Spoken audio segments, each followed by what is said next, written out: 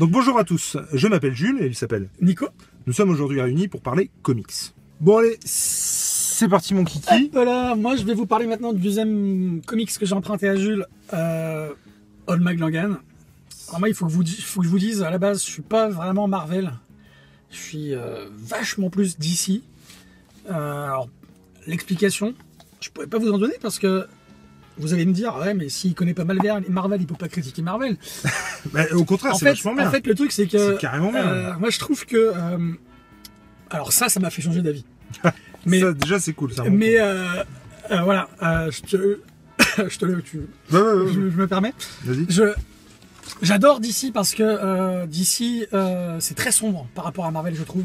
Et on a des personnages qui ont une histoire. On l'a vu avec Amère Victoire, là. On a vu que Batman, il venait de quelque part. On a la création d'histoire du Sphinx, de Harvey Dent, qui devient double face, etc., etc. Et moi, ce qui me chiffonnait un peu dans Marvel, dans ce que j'ai pu feuilleter de manière très rapide, c'est que je trouvais ça un peu trop édulcoré, un peu trop... Il y a un côté pulp. Voilà, exactement. C'est exactement ce que je voulais dire. Et est arrivé Old Man Logan. Alors attends, avant de commencer, Old Man Logan, là moi c'est la collection Marvel de référence avec laquelle j'ai commencé, voilà, enfin j'ai commencé. Donc j'ai repris une vraie collection et voilà. Et donc c'est de Mark Millar et Steve McNiven. Ouais. Et donc c'est effectivement sur un Logan vieux, hein, forcément. Et celui-là on peut le trouver, alors on peut encore le trouver forcément en kiosque sur Mon Coin. Celui-là, à mon avis, il y a moyen de... Bon, alors généralement, ceux qui l'ont, ils le gardent. Mais franchement, en gros, on peut le trouver à pas cher sur Bon Coin dans ce format-là. Et en gros, je sais qu'il est en deluxe à 30 €. Ouais. Dans une super édition, quoi. Et bah, franchement, ça les vaut. Totalement. Voilà. Vas-y, je te laisse. Et donc... moi je connais pas énormément l'univers Marvel, hein, les personnages, les super-héros, bon à part les Avengers et les X-Men, mais sans plus, hein, sans aller plus en profondeur. Et là j'arrive sans connaître rien du tout sur Logan et sur Wolverine, le penchant super-héros. Et ben j'ai pris une putain de claque. J'ai pris une putain de claque parce que déjà on a premièrement des dessins qui sont hyper réalistes, mais pas du tout lisse, comme on disait tout à l'heure, hein, par rapport à ce qu'on peut trouver aujourd'hui dans certains Batman ou même chez Marvel, où qu'on a des... voilà, là c'est par contre pas à mettre entre toutes les mains. Ah ouais, ça par contre c'est... Mais on a... donc, comme on ferait pas regarder Mad Max ou exactement. C'est pareil. Donc, on parle de Mad Max parce que ça fait penser à Mad Max. C'est un univers post-apocalyptique. C'est un univers post-apocalyptique parce qu'on est 50 ans, je crois, après l'anéantissement des super-héros Marvel.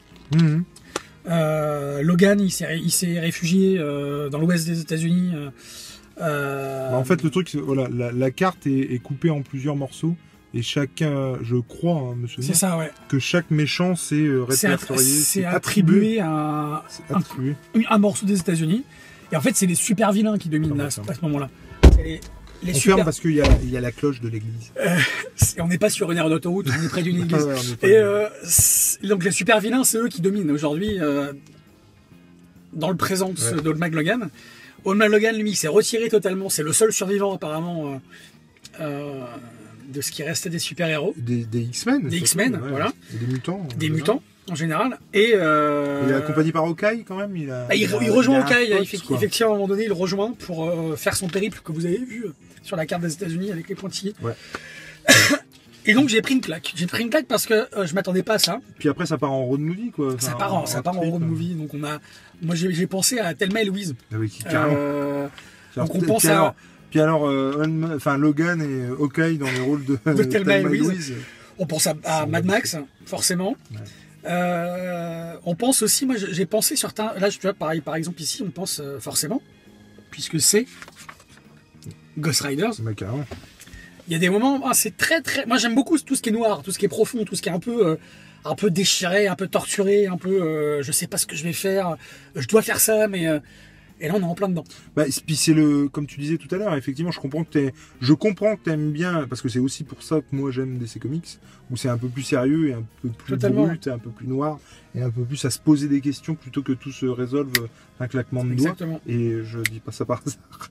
Mais, et du coup, le Old Man Logan, c'est carrément ça. Et ça, c'est finalement une série qui devrait venir de chez DC. Ben c'est ce que c'est. En fait, tu m'as enlevé le mot de la bouche, c'est ce que je voulais dire en intro que je n'ai pas dit. J'aurais dû dire, comme un gros glandu. Effectivement, moi je m'attendais. Si tu me mets dans la main 3 ou 4 planches, sans me dire que c'est Logan, sans me dire que c'est Hawkeye, et que, tu te dis ouais, c'est DC qui a fait ça. C'est un DC. Et ce qui est intéressant, c'est que moi j'attends une suite à ça. Et il y en a une suite, non? Et il y en a une, ouais. Alors il y en a une, elle est. Alors, c'est pour ça que on parlait tout à l'heure de l'émir, et il me semble que c'est lui dessus, mais je suis C'est possible, ouais. Et en tout cas, c'est Andrea Sorrentino, et lui, c'est juste une tuerie au niveau du dessin. Et il a été sur Secret Empire, là, chez Marvel, et ouais, c'est du bon. Alors, il y a un interlude, en fait, avec Secret Wars, où c'est Bendis au scénario, et je crois Sorrentino au dessin. Et c'est une errance du personnage, en gros, avant qu'il passe à l'autre monde, si tu veux. Et ça, moi, ça m'a bien gavé. Mais c'est nécessaire parce que passage, tu vois. Passage de relais, quoi, j'ai envie de dire. Et par contre, moi, je suis très friand. J'ai lu le tome 1 et le tome 2 d'Old Man Logan, donc post Old Man Logan, premier du nom. Ça n'a pas la saveur de celui-là, c'est sûr et certain. Ça n'aura jamais la saveur de celui-là, il n'y a pas de problème. C'est comme si on disait on va faire Killing Joke 2 ou si on va faire Watchmen 2. Ah mais tiens, ils l'ont fait. Et du coup voilà, et là ils ont fait Doomsday Clock, ça n'aura jamais la saveur de Watchmen. Et c'est super bien, j'adore. Puis c'est Logan, c'est le vieux Logan et machin. Mais voilà, c'est...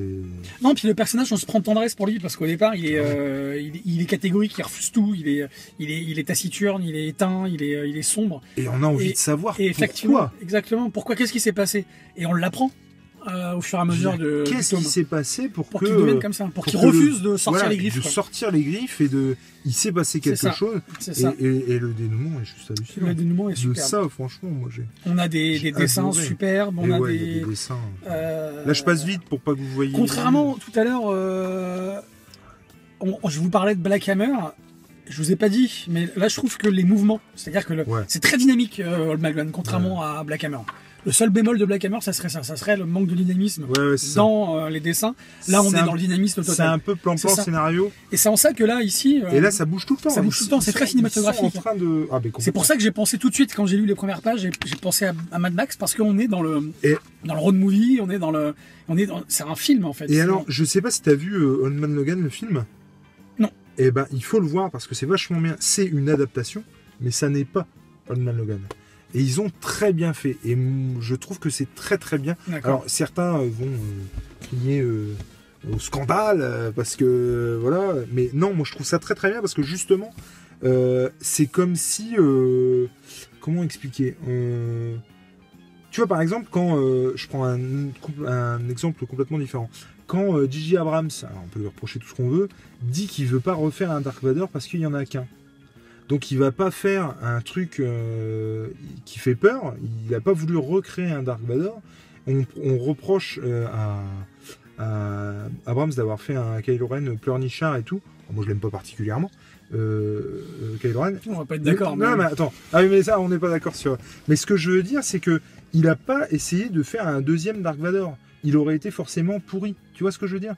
Là c'est exactement la même chose. Le film, ils ont eu l'intelligence de pas faire du copier-coller, parce qu'il aurait été forcément nul.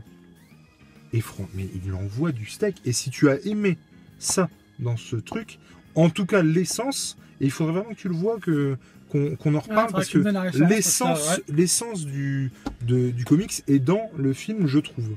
Et le film vaut vraiment le coup d'avoir... En gros, c'est pas seulement un bon film de super-héros, c'est un bon film tout court. Ouais. Voilà. D'accord. Donc il faut vraiment le voir. Bon, hein, c'est celui-ci, je ne saurais que le conseiller. Old Man Logan. Donc 30 € en deluxe. Et j'ai envie de vous dire, si vous êtes familiarisé avec le monde des super-héros, mais pas avec le monde des X-Men ou de Marvel, celui-là, il est accessible, même s'il y a des références quand même aux X-Men, au monde de Marvel. Il y a quand même de la place pour ceux qui s'y connaissent pas, vraiment. Moi, justement, tu me l'avais dit quand tu me l'avais emprunté, quand tu me l'avais prêté. Tu m'avais dit, il y aura peut-être des moments où tu vas être perdu. Et ben non, pas en fait, perdu, j'ai été perdu, mais en tout cas, forcément qu'il y a des références. Que, ça hache pas, ça interrompt pas la lecture. En fait. Par contre, ce qui est génial, c'est que je pense vraiment, alors pour le coup, moi j'ai pas fait l'expérience, mais je pense vraiment qu'on peut redécouvrir le truc. C'est-à-dire, tu vois, dans 10 ans par exemple, tu veux te le refaire, tu te le refais, tu te dis, ah mais oui, merde, tu vois, c'est lui en fait, tu vois, et ça peut être vraiment, vraiment cool comme expérience, quoi. Mais, alors, moi, en tout cas, pour ma part, et tu me diras ce que t'en penses quand tu les auras lus, le Wolverine d'Old Logan, c'est du culte, c'est génial. Après les autres Old Man Logan, ça se lit, c'est du bon, ce sera jamais le truc, mais bon, ça se fait. Mais en gros, si vous devez en lire qu'un d'Old Man Logan, c'est celui-là. Voilà. C'est pas faux.